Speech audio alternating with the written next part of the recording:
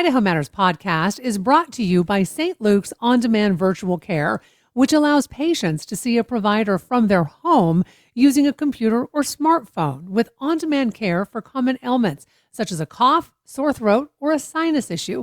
More information at stlukesonline.org. Last school year, the counselor at Maxine Johnson Elementary held a weekly mental health group to help fourth grade girls. The boys in the grade took notice and asked, "Why is there no fourth grade boys group?" They reminded her, Boys have problems too. I'm Jackson Holmes. How boys in Parma are overcoming stigmas to take mental health into their own hands. Listen now on BoiseStatePublicRadio.org.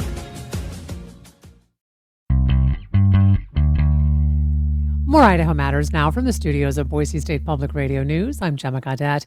As loved ones across the Gem State prepare to come together for the holidays, there are those whose celebrations are a bit on hold as they wait for their family to be complete. Now, for many, adoption can be a tricky and costly journey, but with the right support, it doesn't always have to be that way. Here in Idaho, the newly launched chapter of Gift of Adoption is helping families overcome these barriers. They're providing the financial assistance that many need to complete their adoption journeys. So joining us now to talk more about the nonprofit and its impact is Alex Tromke, Idaho chapter president. Welcome to the program. Hi, thank you so much for having me. So Alex, for those who may be hearing about Gift of Adoption for the first time, tell us a little bit about your organization. Yeah, thank you so much. So we are a national organization. We were started in Illinois with a lovely family that just had the idea to help families in need, regardless of race, religion, or sexual orientation. It was a great organization that's really been fostered and grown throughout the whole country. We are currently number 39 in the 30 in the US for the chapters. And we've been really branching out and we're coming up on our second year. So we're really excited with it. And basically the biggest focus was for us is to really unite families and help to make sure that money is not a problem to really make that family complete. Mm-hmm. So adoption, Alex, can be financially overwhelming for a lot of families. What are the biggest obstacles that people encounter? I mean, so let's start with that. Yeah, you're totally right. Right. 81% of American families that the high cost of adoption is the primary barrier for entry of adoptions. We really want to close that gap. On average, adoption costs can range anywhere from 5,000 to 16,000 on a good note. And that's what we really wanted to focus on. On average, our grants can get up to $15,000 to help those closing costs, whatever those means might be for the adoptions. And some of those are really the biggest things. And we help to navigate kind of that financial burden. And also we partner with a lot of great organizations out there that can help with other facets as well. Mm-hmm. So your grants sound like they really can bridge that gap for a lot of people who do want to adopt. But I mean, that's a big financial lift. Yeah. Yeah, you're totally right. And it's something we're just really passionate about. And what I really love about our organization, especially for the Idaho chapter, all of us are 100% nonprofit. We don't take any of the proceeds. Every dollar we gain, every dollar in awareness we have goes straight to the cause, straight to the organization. And that's what really helps us to be a little bit different in the sense, we're just really passionate people and we really want to help this organization and help with the closing costs and help get some really good kids with some really good families. So, Alex, let's talk about the grants themselves. Like, where does the grant money come from? And I ask this question because there are so many cautionary tales around adoption, right? And around, oh, sure, give us money and we'll help you, adopt. And then all of a sudden, the agencies closed or the so-called nonprofits closed. And I'm sure you're having to deal with a lot of those cautionary tales. So where does the grant money come from? Yeah, that's a great question. For us, it comes from a lot of different facets, which is really nice. We're not primarily driven just by donations from the community, but we also partner with corporations. We partner with, local donors. We partner with local businesses And that's the really great thing about it too, because it helps really get the community involved with it.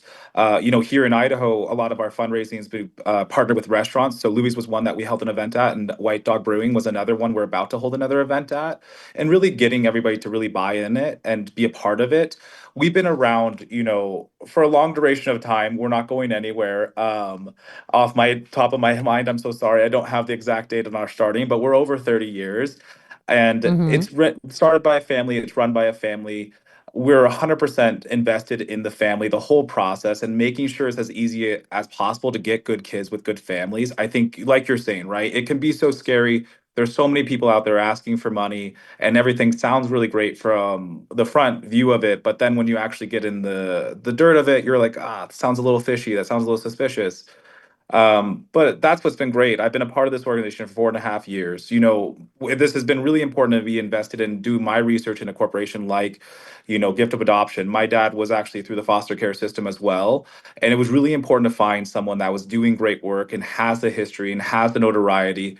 We're backed by so many people, and we're very important to have this Hmm. stuff for me to make sure we can find people and find great families. I want someone to have had great touch. If my dad had found a great family to partner with, and I know that would have been so impactful for him and a part of his childhood. And that's really something we're really passionate about and really maintaining and being Hmm. consistent every year.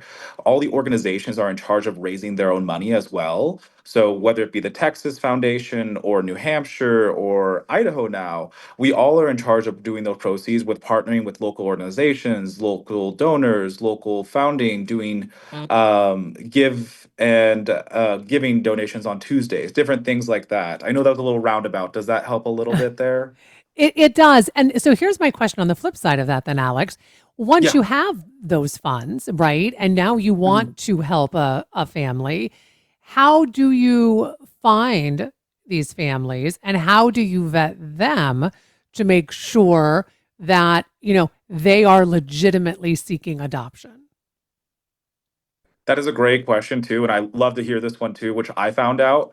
We actually have a grant process. So anybody that's interested in our grants is always welcome to apply through our Gift of Adoption page.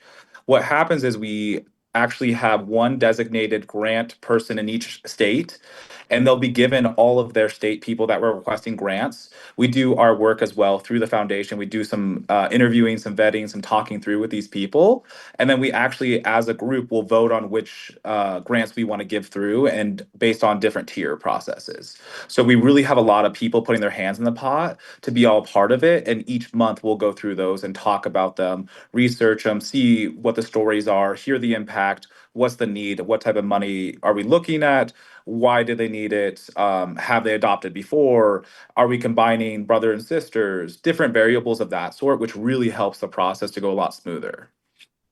So you said you've been here in Idaho for coming on up to 2 years, Alex. How many families have you been able to help so far through the gift of adoption? Yeah, we are really excited. We are up to about 75 families that helped unite, and we're up to over about $238,000 raised for these families. Wow. So Alex, I'm assuming your program probably receives more applications than unfortunately you can fund. So what does that unmet need look like here in Idaho? And what would you want people to know about this?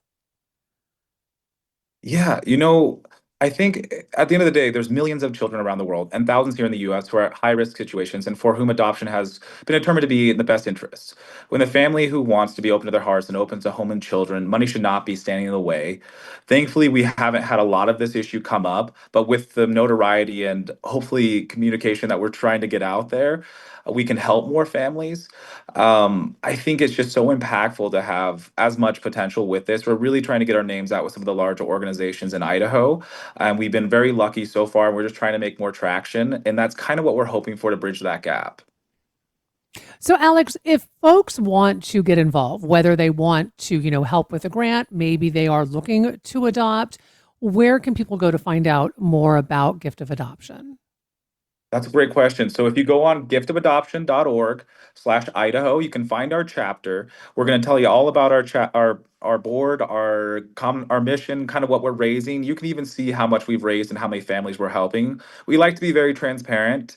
My name's on there. You're always welcome to do a deep dive, search me, and find me on social.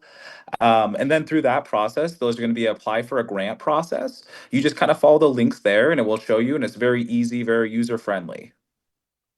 Well, Alex, I want to thank you so much for coming in and talking with us about your organization. We've been speaking with Alex Tromke. He is the Idaho chapter president of Gift of Adoption. We've been talking about the nonprofit and how it's helping to remove financial barriers to adoption. This is the Idaho Matters podcast. I'm Gemma Gaudette. Hey, I'm Peter Pruitt from Zoo, Idaho. And I'm Dr. Leif Tapinola with the Idaho Museum of Natural History. Together we host The Nature of Idaho, a podcast all about how our state's amazing landscapes, wildlife, and geology shape life here in the Gem State. Each week we dive into nature stories from across Idaho, everything from fossils to forests, and sometimes even a few fun facts you can share on your next hike. So join us as we celebrate everything that makes wild Idaho special. Listen to The Nature of Idaho from KISU, wherever you get your podcasts, or at KISU.org.